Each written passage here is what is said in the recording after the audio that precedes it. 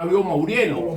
Y tenía un caballo llamado Trueno Sordo que ganó en la última carrera del Paraíso y después ganó en la primera semana cuando inauguraron la Rinconada, que también me llevó él y estuve yo en el final del Paraíso y en el comienzo de la Rinconada. Entonces ya la afición venía, ya eso venía de sangre ahí, de ese cuadro que perdió mi papá y de que ya conocía yo, o me conocían a mí, esos jinetes viejos me conocían a mí de chamo.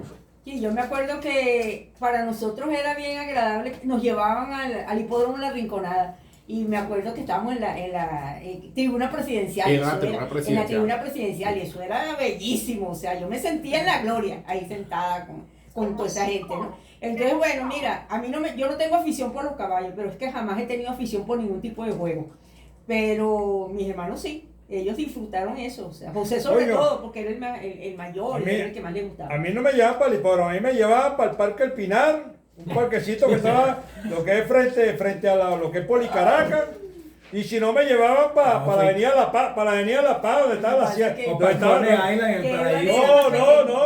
Avenida La Paz, donde estaba la entrada de la hacienda Montalbán, a correr, entonces... Como yo no era hípico, pero a José sí, entonces hacíamos carreras, que si no sé, que Trueno Sordo y no sé qué vaya, él le ponía nombre y salíamos a correr, pues, y corríamos así. No, siempre ganaba él. No, y eso lo hacíamos siempre, inclusive en el obispo. En el obispo hicimos esa vaina que joder, ¿te acuerdas, José Maché? En el obispo, cuando íbamos para el eucalipto, no había nacido. No, Alexander sí estaba muy chiquito. Claro. Alexander estaba pequeño. Mi papá me permitía que yo hiciera dupleta. Y yo vendía mis dupletas y prácticamente en el obispo vendía casi todo a los clientes de él. La dupleta es un juego, Marley, que tú escoges 2 carreras y el que agarre el ganador de las 2 carreras se ganaba, era de a Bolívar para 60, de a Real para 30. Ok, ahora voy cambiando el tema. Vamos a brincar para las mujeres. No, pero ya primero mi abuela. Siéntate allá, que no está la cámara. Pero ya va para seguir con los caballos. Allá no está la cámara. ¿Y qué voy a estar con los caballos? Que la fiebre, bueno, yo lo que vivía era puro caballo y yo quería ser jinete. Y yo quiero ser jinete, y yo quiero ser jinete, y yo quiero ser jinete. Y entonces Francisco Vázquez una vez me llevó para el hipódromo y me sacó un caballo que pesaba 550 kilos. Me dijo, móntate. ¿A dónde? En ese caballo. Te estás equivocado. ¿Tú no quieres ser jinete? No, ya no. La vaina es muy grande. Me acuerdo que era el caballo Botón. Bueno, yo te voy a decir. Inmenso ese caballo. Sí, hasta ese día yo caballo, ese era de Mario Maurielo. Ahora vamos. Dime. Dale, tío, dale. Bueno, mi mamá sí le gustaban los caballos. ¿Ok? Pero le gustaban los caballos no de jugar. Le gustaban los caballos de irlo a ver y disfrutar la carrera, ¿ok? Entonces, ahí estaba la disyuntiva que mi mamá sí iba al hipódromo. Mi papá dijo, yo no quiero saber más nada de caballo. Entonces, era cada quien por su lado. Al punto tal que cuando hubo el terremoto, mi mamá estaba en el hipódromo. Y nosotros andábamos cada quien por su lado. Y cuando llamamos, ¿qué pasó? No, yo venía saliendo del hipódromo y en el carro no sentí nada. O sea, nosotros sí sentimos el terremoto, pero ella no, porque a ella sí le gustaban los caballos. En cambio, mi papá se bloqueó desde esa época. Saquie te puede decir un poquito más también de mi abuela, que es tu tatarabuela. Mi abuela, bueno, por supuesto que Alexander no la conoció. Sí, estaba muy chiquito. Ella se murió en el 61. Yo tenía 15, 61. yo tenía 14 años, no había cumplido 15, o sea que si había nacido No, 61 se murió. Mi abuela tenía 3 años. Yo vi a mi abuela fumando con la cerveza para adentro. Estaba pequeño. Y mi abuela era una estrella, así como dice Alexander, que fumaba para adentro. Ella tenía sus premoniciones. Era, una vez yo me fracturé un dedo índice. Y mi mamá, quédate tranquilo. Y llegó y me dijo, búscame una franela. Y yo le busqué mi franela. Ella agarró una aguja y me dijo, usted se me sienta aquí. Y agarró la franela y empezó a rezar. Y en lo que terminó de coser la franela, a mí se me quitó la fractura. Y también me dijo, cada vez que yo tenía, si tenía gripe o si tenía algo, usted jamás tome pastilla. Ella llegaba, un guarapo estilo, un guarapo canela, un guarapo, y me quitaba todo. Porque yo era su consentido y yo con ella era algo increíble. Y entonces de repente, esas cosas que ella me hacía a mí y que yo veía que le hacía a las otras personas, así como agarraba el café, se terminaba el café y veía lo que el café quedaba en el fondo, que de paso eso lo hace Mildred, que no tiene nada que ver con mi abuela. Y al igual que cuando se fumaba su cigarro hacia adentro, también te decía, va a pasar esto, va a pasar lo otro. Y en Semana Santa lo de la vela. Bueno, entonces no era en Semana Santa. El día de San Juan, ella le sembró.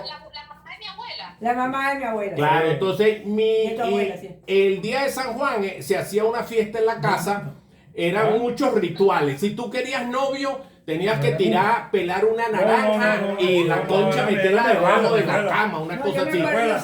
Guma también estuvo ahí en la vaina, pero se hacían varios rituales. En la noche uno llegaba, metía una naranja sin concha, una naranja totalmente con concha y una naranja medio picada por la mitad. Y uno metía eso bajo la cama. A las 12 de la noche uno sacaba. Yo me acuerdo que yo lo hice y mi abuela me echaba broma. Te vas a casar con un morenito. Y de verdadita fue así. No fue mentira. Llegaban las amistades de mi mamá. Lo que no te dio qué clase de morenito. Claro, no me dio qué clase de morenito. Llegaban las amigas de mi mamá.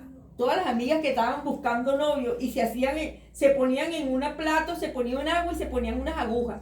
Y entonces fulanito y fulanito las agujas, y las agujas se pinchaban, era pues iban a casar. O si la aguja seguía, el marido la está buscando a ella y la otra está huyendo. Bueno, eso para nosotros ese día era buenísimo. La esperma. Ajá, la esperma. Yo me acuerdo de las agujas que lo hacíamos en tu casa. En mi casa, ¿verdad? Bueno, las espermas, me acuerdo que hay una vaina que vendían en la noche así salía como una culebra. Se quemaban una Tú agarrabas agua y después la esperma se la echabas al agua y ahí salía una figura. Ahí salía una figura que era, bueno, por ejemplo me acuerdo que el señor Farías sabía leer la figura. Él veía la figura y él sabía qué era. Pero bueno. Coño, se cansó el hombre de caminar. Pero sabe, hay algo que yo recuerdo de mi abuela, que me extraña que no se acuerda. A ella le encantaba jugar. Jugaba perinola, pero buenísimo. Yo me acuerdo que José y Edward hacían competencias de perinola con ella. Y ella hacía palito, pero eso era buenísimo. Y el trompo, jugaba trompo. Y otra cosa que me acuerdo de mi abuela es que nos contaba cuentos de Tío Tigre y Tío Conejo. No sé si ustedes se acuerdan. Ella todo el tiempo nos contaba el cuento de Tío Tigre y Tío Conejo. Yo me sentaba Lo mejor de Felicia era que hacía una arepita dulce más buena que todo. Qué rico las arepitas. Mira, y le gustaba la lucha libre. Bueno, eso era. Pero esa fue una vaina de mi mamá. Y el viejo Maché no podían ver la lucha, esa era la lucha libre. El viejo Maché se entraba a coñazo mismo. Es más, a Edward lo bautizaron Renato el Hermoso. No, a mí me decían gran amenaza. Gran amenaza por un luchador que se llamaba así, pues. Y que era bello, Sí, no sé, qué coño, no lo conocí, yo por lo menos no lo conocí, ¿no? Pero eran dos cosas, pues me decían eso gran amenaza y después otra que me puso. Coño, ¿cómo fue que me dijo el pollo? Como que era que me decían el pollo o algo así. Porque era el guarapo. Era por Alfredo Sadel. Por la canción de Alfredo Sadel. Eso fue. Toma este guarapo. Ajá. Mira, y la otra era que tu tío quería ser boxeador y se lo llevaron para. No, eso no fue así. No, eso no fue. ¿Cómo fue? Eso fue que llega la rata del enano, el enano Hugo, ¿te acuerdas? El enano Hugo, el maracucho, el que era el chofer de los carajos motorizado. Sí, que era el chofer de uno de los carajos de los caballos. Sí. El enano Hugo llega y me dice, mira, vale, tengo un problema con este muchacho. Me acuerdo, un catidito de vaina que se ponía los pelos amarillos con agua oxigenada. Dice, pero yo no puedo pelear con él porque ese es menor de edad. Entonces, toma 3 bolívares y te entra a coñazo con él. Pues está bien, pues. Entonces yo me entré a coñazo con el tipo. Y yo me acuerdo que yo aterricé en mi casa, pues llegó el río Maché, me agarró por aquí, yo no me acuerdo. Yo sé que me agarró así, me jaló. Y cuando me di cuenta estaba en la casa. Con los 3 bolívares. Con los 3 bolívares, por supuesto. Y los golpes. Entonces, no, los golpes no, el tipo lo volví verga, volví el tipo los puñetes todos. Entonces el día siguiente llegó el maracucho Hugo y me dice, coño, chamo, te volvió ese hombre, vente, vámonos. Y me llevó para el Palacio de los Deportes. Y me fui con Carol, socio, vámonos. Y nos fuimos Carol y yo. No, que coño, Hugo, el maracucho, está con Hugo y vaina, que vamos a boxear y vaina. Llegamos allá, me acuerdo, era eliminatoria para el Mundial y estaba peleando Morochito Rodríguez, que fue medalla de oro, pues. Y entonces empezamos a ver los boxeos. Entonces ya va, Perta, aguántate aquí, que vamos a esperar para hablar con el entrenador y lo vale, que el tipo está ahorita. Y nos sentamos ahí en el ringside viendo el boxeo. No joda, cuando yo veo que empiezan a venir los carajos, eso después de la pelea con unos joda, los ojos así hinchados. La vaina, viene un carajo que parecía que tenía un huevo de codorniz aquí pegado. Y todo coñaseado. Yo le digo al socio Carol, le digo, coño, socio, ¿sabes que no es para mí? Y Carol me dice, para mí tampoco, vámonos para el coño. Yo me acuerdo que Carol compró su bota. Claro, nosotros estábamos todos listos. Y nos fuimos para el carajo. Y así Hugo buscándonos, mira, ¿qué pasó? No, ya, olvídese esa vaina, no. Ahora, no es para nosotros. a mí siempre me gustó el boxeo, al punto tal de que cuando a mí me habían expulsado de todos los liceos cuando tenía 13 años, y entonces y yo no le quería decir nada a mi mamá y a mi papá, y me puse a jubilar hasta que después yo no quiero seguir trabajando. Bueno, tú no quieres seguir trabajando, pero aquí vas a tener que trabajar, y me puso a trabajar con Ildemaro y entonces yo después, coño, ahí me gané yo unos reales porque yo no sabía que los tipos, conseguiste a Florencio, ellos tiraban la lotería y coño, yo sabía cuál era el premio que iba a salir, y entonces yo iba jugando y esos reales, en vez de ir guardando, no, yo invitaba a toda la cuadra, la invitaba para los juegos de pelota y yo pagaba todo, perro caliente, toda vaina. Mira, Marley, yo no sé si te ha llegado un correo que pone que recordar y tal, y aparecen unos picos, unos discos así, unos picositos, eran unos aparatos así, que eran unos picos portátiles y vaina, y en unos radios que venían envueltos como en plástico, como en cuero y vaina. Bueno, tu tío se ganó como 60 vainas de esas.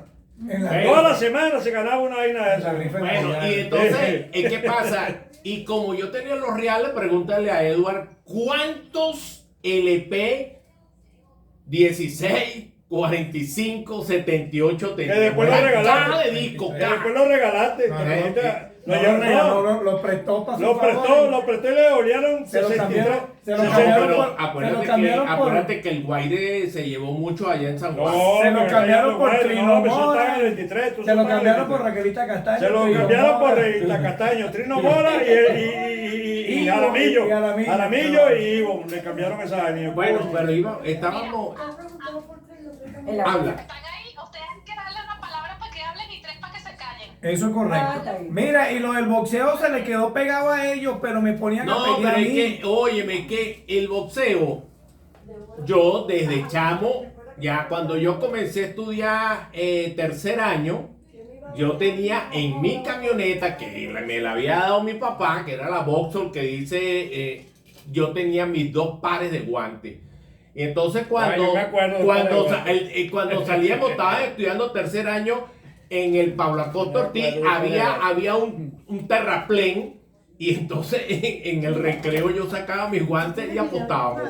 Y entonces yo ponía a pelear a todo el mundo y peleaba yo también. Entonces en lo que se terminaba, hasta que un día uno salió con un ojo hinchado y el profesor dijo, ¿qué pasó con este? Si este ahorita estaba bien y ahorita tiene un ojo hinchado. Entonces me echaron paja. Bueno, con esos guantes rojos, el señor me dio un knockout en la casa, practicando pan, y me tiró largo. Bueno, te voy a contar. Entonces ahí aprendí. Entonces ellos continuaron con su boxeo. Yo estaba viendo con Miquita en mi casa y llegaban acá, que hay un carajito ahí que quiere pegar, y me sacaban a pelear para la esquina. Coño, ¿qué era esa madre? No. Mira, pero te voy a contar una de tu papá. Tu papá era, coño, carajito, era más llorón que bueno. Y resulta que mi mamá tenía que trabajar y me lo dejó a mí. un día. Y nosotros en la casa habíamos hecho un columpio. Pero ¿de cuánto Y tiempo resulta- tenía 2 meses? No, él tenía 2 años. Tenía Tenía 2 años. 2 años. Entonces, él tenía 2 años y coño, ese carajo llora, coño, porque él no veía que nosotros nos montábamos y decido yo montarlo, coño, se le quitó la lloradera y el carajito vamos para allá, Coño, vamos que para se le allá. voló. Cuando de repente rodó un jinete, bueno, aquella vaina fue llorar hasta las 8 de la noche que llegó mi mamá. Bueno, ya tú sabes la coñaza que me dieron, fractura de clavícula tenía. Ay, Dios, pobrecito. Y el pobre aguantó desde las 2 de la tarde hasta las 8 de la noche con su fractura. ¿Ah? Ay, No era Dios. tan llorón, no era tan llorón. No. Era llorón pero guapo. Pobrecito. Cuando yo comencé a estudiar comunicación social, la gente que veía mi apellido, de verdad me reconocían por varias cosas y siempre tenía que ver con el hipismo. Siempre. O sea, me preguntaban, ¿tú eres hija de Alexander, sobrina de José? O viceversa. O sea, siempre me relacionaban con ustedes. Pero después de grande, ustedes han sido muy reconocidos por sus dones. ¿A qué me refiero a esto? Por ejemplo, una vez yo estaba hablando con una amiga y me habló de los dones de mi tía Saquie y que era una eminencia en lo que hacía. Y me han hablado también muchísimo de mi tío José. O sea, mi tío Edward, bueno, yo siempre digo que soy el conejillo de India de mi tío Edward porque pasé por el I Ching, la meditación, El sauna. caliente, cuando hacía el sauna. O sea, todo eso yo lo viví con mi tío Edward. Pero esa parte de los dones que ustedes tienen, vamos a decir espirituales, ¿ustedes creen que vienen de dónde? ¿Qué influencia tienen? No, Bueno, habla ya te toqué que mi abuela, Tu abuela. mi abuela volaba. Y mi mamá, mira. No, y era mi una tía, mujer- la tía Ruperta, que era la tía de tu abuela, de tu abuela. Sí, la tía Que Ruperta. esa era más recha, ¿sabes? Yo me acuerdo que yo iba con mi mamá, íbamos para allá, vivía por ahí cerca de la Plaza de la Concordia. Y tenía pajaritos y loros y vainas. Y esa era la verduga, o sea, decía, acuéstate que yo te voy a coser esta tarde. Está ahí. Y al día siguiente andabas tú echando vaina otra vez. Y Claro, pero esa era la tía, pero de sangre era por la abuela. Pero Él- mi mamá también, mi mamá era una mujer que ella percibía las cosas. Soñaba y se daba las cosas. Yo me acuerdo un día. Coño, mi me mamá acuerdo cuando- se despertó, mi mamá se despertó y dijo, compren el periódico. Y fue y compró el periódico y abrió la página y vio que se había muerto. Antes tú sabes que ponían, ¿cómo se llama?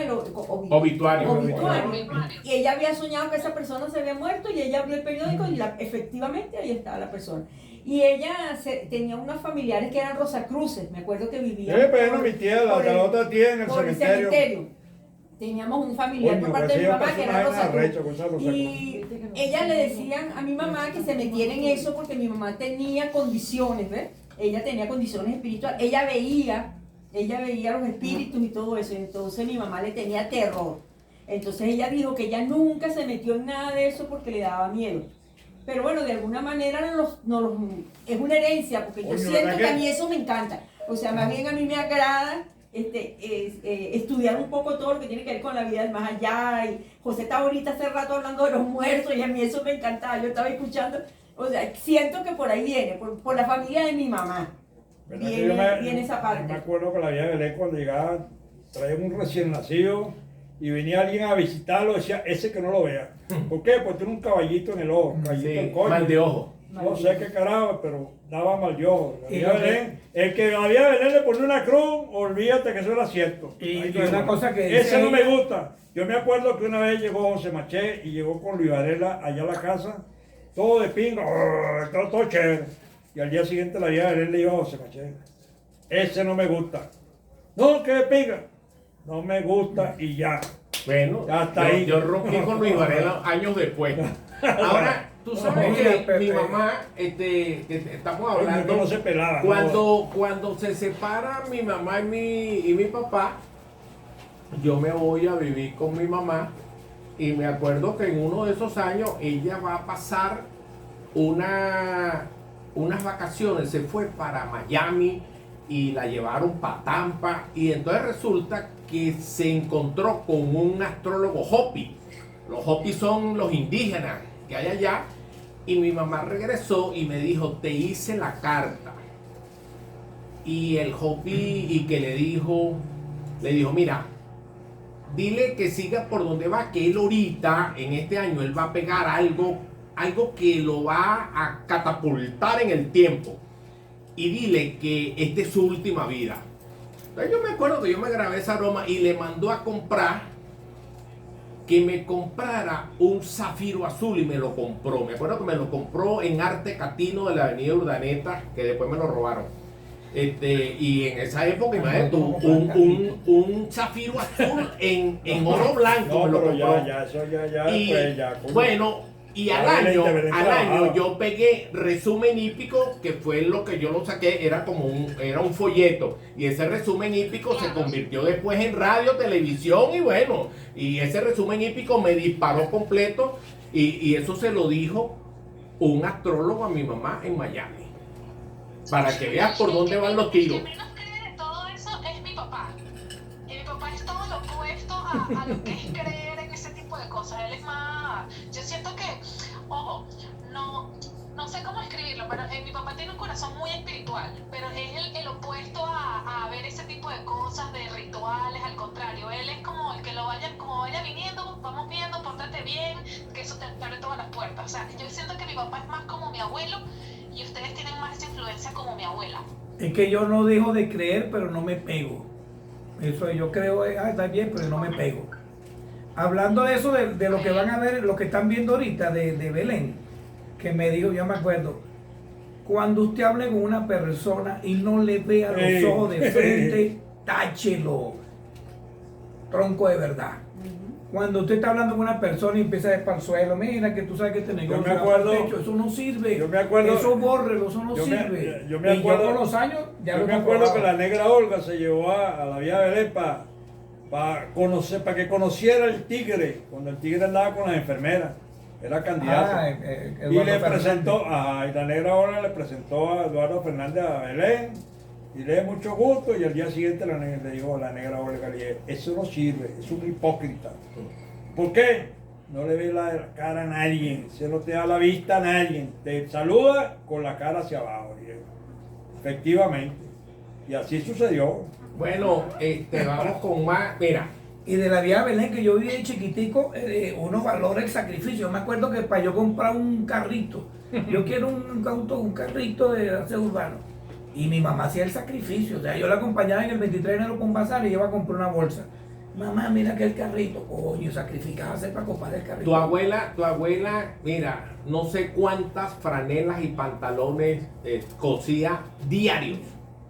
Porque ella la llamaban de las fábricas y le entregaban. Aquí tiene 100 pantalones, 100 camisas y ella le caía a palo. Bueno, cuando no trabajaba en la calle, tenía la máquina en la casa.